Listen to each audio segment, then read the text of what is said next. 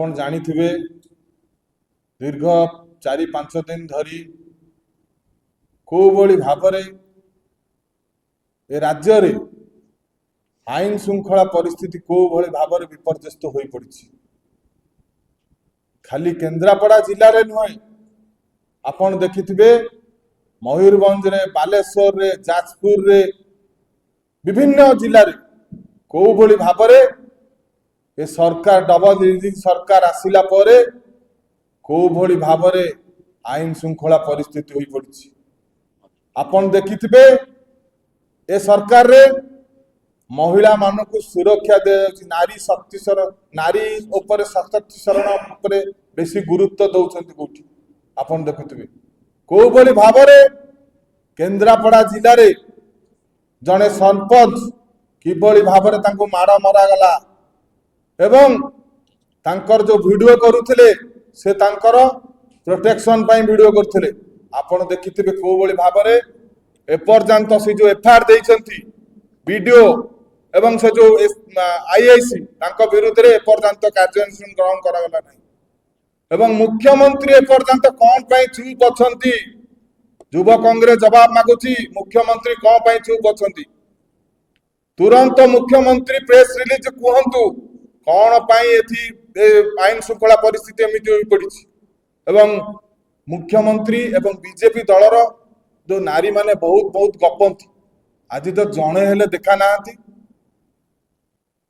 को भली भाबरे आपण देखिथिबे से सरपंच चामेली ओझा से सान भौणी तांको को भली भाबरे माड़ मरा गला खेत बेखत करा जायछि। तांको हॉस्पिटल ले से पड़िथिबारे गोटे डॉक्टर कहउछंती तांको देह भलो होई जायछि, आउ जणे कहउछंती देह भलो होई गलानी एवं कि भली भाबरे से सुरक्षित सेठी मनु नाथी एवं से निजे कहउछंती एसपी एवं आईआईसी से तदंत करिवे नाही सेडो जुडिशियल इंक्वायरी करा जाऊ आमे मध्य दाबी करूछु। युवा कांग्रेस पक्षरु तुरंत जुडिशियल इंक्वायरी करा जाऊ एवं एसपी आपण देखिथिबे विगत दिन रे कलेक्टर ऑफिस भितरे केन्द्रापड़ा जिले रे आपण देखिथिबे कलेक्टर ऑफिस भितरे जने युवक सुइसाइड करथिले एवं सेही मध्ये एही मासक भितरे आपण देखिथिबे गोटे बाड़ी गोटे युवक को मध्ये मारा जायतिला।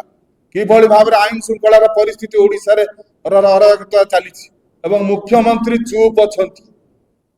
मुख्यमंत्री की चेते दबा को चाहूं युवा कांग्रेस 24 घंटा टाइम देला जदि ता भितरे एसपी की कार्यानुष्ठान न करा जाए एवं आईआईसी विरुद्ध रे जो भली भाबरे कार्यानुष्ठान ग्रहण न करा जाए तुरंत तांको सस्पेंड करंतु एवं जो माने से जो वीडियो तांको मध्य तुरंत सस्पेंड करंतु न करंती आगामी 24 घंटा भितर न करंती जिलापाल ऑफिस घेराव करिवो युवा कांग्रेस केन्द्रापड़ा जिले रे एवं यदि न मानती आगामी दिन रे ओडिशार मुख्यमंत्री का बासभवन मध्य घेराव करा जिवो।